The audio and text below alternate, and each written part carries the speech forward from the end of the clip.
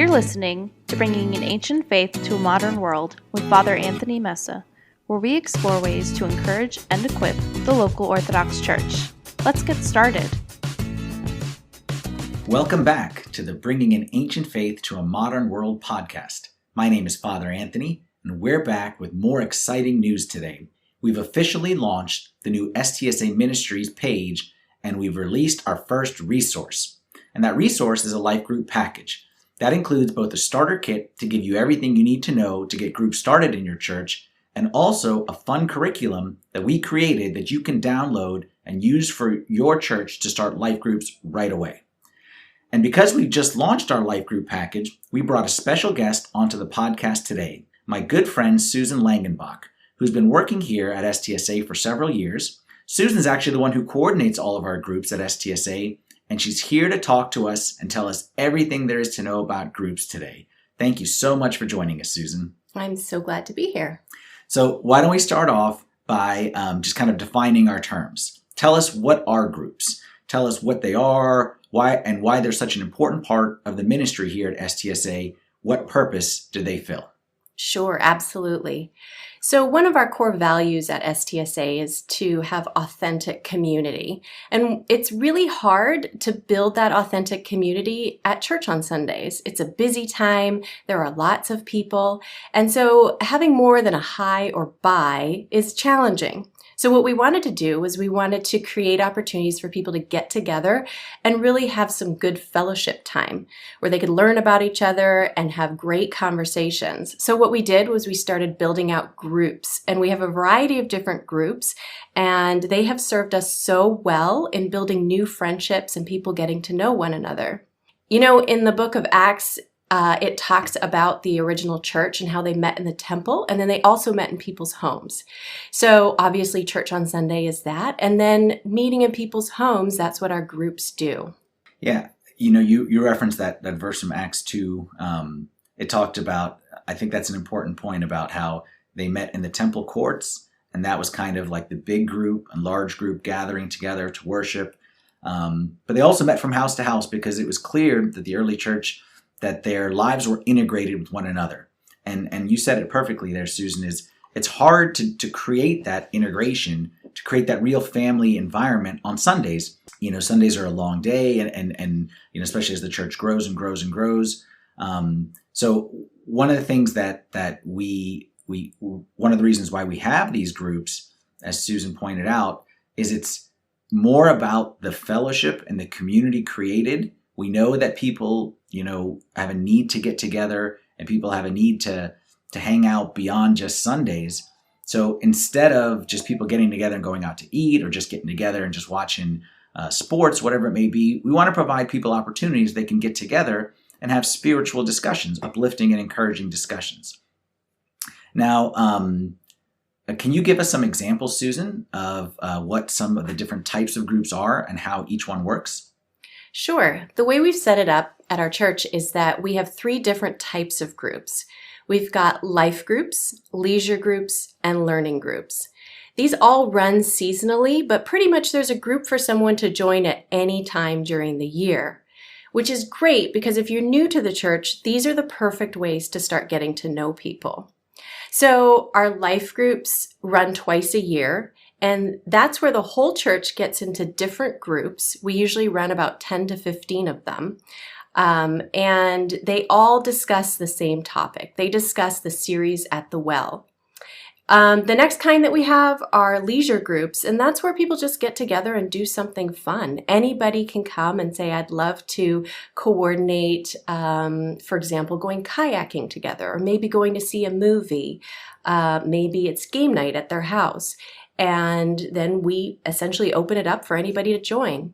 And then finally, there's learning groups. And learning groups are where people study whatever they're interested in. It's often a Bible study or something that's seasonal to their stage of life, you know, something on parenting, maybe a men's group. And those usually, all our groups usually run about 5 weeks long, maximum 5 to 6 weeks, or they could be a one-time gathering as well. Now, one of the important points there that you mentioned there, Susan, which I think was great, is about we talked earlier about how the purpose of these groups is really fellowship and community. It's not, as many people would think, it's not about spiritual, it's not about teaching, and it's not about necessarily even growth as much as it is about fellowship together. And I think that's an important point, because sometimes, we have this idea of, well, the teaching should be in the church, and we kind of get scared to send people out and worried about what are they going to be learning and different, we kind of lose control over it. Well, again, the purpose of these groups isn't the spiritual growth and the teaching and doctrine and theology and things like that. Really, the purpose is people just getting together and discussing things together and having spiritual discussions, and hopefully in safe environments. So you mentioned life groups. Let's talk specifically about those, as those seem to be the bread and butter here in what you mentioned. Tell us about life groups. How does a typical meeting work? How do you choose leaders? Where does the curriculum come from? Things like that. Sure, absolutely. Life groups are awesome. We love them. They run twice a year, as I mentioned, and they're usually 5 to 6 weeks long. The way we run them is we have them mostly geographically. So we run them all over the area because we've got people coming from very far distances. So we wanted them to be able to get into a group close to their home, close to their work. They're offered at different days of the week. There's a leader who we actually call a host who leads the group. They open up their home, offer some snacks. It's a 2-hour time frame, and we do stick with that. And people come in groups of about 5 to 15. Those are the ideal size for good discussions. We provide a discussion guide, and the host just leads people through this discussion time. We usually start with some fellowship, and we often play an icebreaker for people to get to know each other, and then they go into the discussion, and then they can end with a time of prayer and sharing prayer requests, and just spending time in fellowship in the end. Yeah, now, I did a boo-boo right there, I just realized, and Susan, thank you for correcting me. I asked you the question about how do we choose leaders, okay? And for our listeners there, notice that Susan never used the word leaders. She said hosts, okay? That's actually very intentional. So that's my bad, Susan. I apologize for that. We try to stay away from the word leaders. Tell us, Susan, what's the difference between a host versus a leader? And why is it that we use the word host as opposed to leader? Yeah, this is a really important point because this opens up for people to feel more comfortable being able to be a host. What we're asking you to do is we're asking you to open up your home and lead a discussion. We're not asking you to teach. And in fact, we encourage our hosts to talk only 20% of the time during this discussion time. They're supposed to be encouraging people to talk. They're supposed to be reiterating what somebody else said, asking people questions. What did you think of that choice? And this allows a lot more people to feel comfortable filling that role as a host. So again, it's not teaching, it's just leading a discussion, and the questions are provided to you. So you said that the host speaks at maximum, what percentage was that? 20%. 20%. And do the people actually stick to that? They do. They actually do. It works out to be kind of the perfect opportunity for them to share and learn from others, and nobody really dominates the conversation. And again, I think that's a super important point there, that the goal here, sometimes if we start to talk about, groups, people say, well, we don't have enough people who can lead them and who's qualified and who can teach. That's not our goal. Our goal is not that, that there's like some kind of a lesson. It's basically we have a teaching in church together where, myself or someone else does the teaching in church, and then the life groups just get together to discuss it afterwards.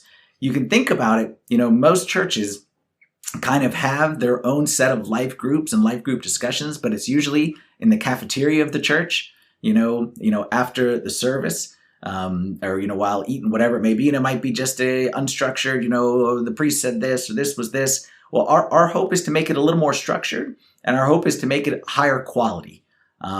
So the facilitator's job, the host job, just as you said, Susan, isn't to teach, the goal isn't to finish with a right answer. The goal is really to say, hey, this is what Father Anthony talked about on Sunday. how did that land with you? Like, where does that hit home with you? How does that strike? I think even one of the first questions every week in the discussion is what stuck out to you from last week's message. So again, our goal there is community more than it is teaching. Okay, Susan, we really appreciate all the information you're giving us. 2 last questions for you. You can answer them whatever order you like. First is, what would you say to someone who wants to start groups in their church and they don't know where to begin? And the second question is, what resources can you provide to help them get started? Sure. So there's a lot of flexibility in groups and starting a group. You can do multiple groups based on the size of your church. I would say the first step is sitting down with your priest and your church leadership and seeing what will work for your church, what you're comfortable with. This can be run as one large youth meeting, for example, or a young adult meeting. It can be something after church on a Sunday. You can meet in a large group and listen to the videos and then break into smaller groups, or you can do them in people's homes and similar to the structure that we have if you have people really spread out during the week. It's really whatever your leadership is comfortable with. And the resources that we have is we're putting together life group packages. So you'll be able to, our first one has launched, Finding Your Flavor. It's a great series. People really, really loved this series and got a lot from it. So it's kind of a great one to start with. And you would take the 20-minute video and watch that together and then break into the groups, and you'll have the discussion guides, and there's 6 weeks of them. So you can do it over the course of 6 weeks. You know, another thing that's in the guide that's very helpful is we give a host guide. So we'll tell hosts exactly how to lead a discussion using only 20% of the talking time. Great ways to encourage people who are quieter to talk, to make sure that nobody dominates the conversation, and just to encourage really, really good discussions amongst the group. So that's included in this package too. Yeah, and again, just to reiterate what Susan is saying there is, we have a system that works with us, and a lot of our system was kind of put in place because we don't have a church building. So we had no choice but to meet in homes. But you may be in a situation where, the leadership isn't as comfortable with the meeting in homes. So that's simply just what works for us. But you can hopefully figure out what works for you. Like Susan said, these can be run in church, it can be youth meetings, young adult meetings. We hope that every church can take what we have provided and customize it and contextualize it to your environment, what works for you. And that's kind of our hope here with everything we do at STSA Ministries, is not to tell you what you should be doing, but simply to tell you what we are doing and hope that you can take it and make it better. In fact, Susan mentioned the name of our first life group series is Finding Your Flavor. And the first message in that series is actually titled One Size Doesn't Fit All. And the whole point of that series is that we're not all made the same. And we may express our spiritual lives in a little bit different way. Well, I believe the same about the church, is that not everyone has to do it the way we do it, but simply we're sharing what we do, and hopefully each one can benefit from that. So thank you so much for joining us today, Susan. We really appreciate your time. I want to make sure all of our listeners know, as Susan said, is that we have officially launched our webpage, stsaministries.org. That's stsaministries.org. You can go onto the website now, you can create a user account, and once you do that, you'll receive access to all of our materials, including this life group package, absolutely for free.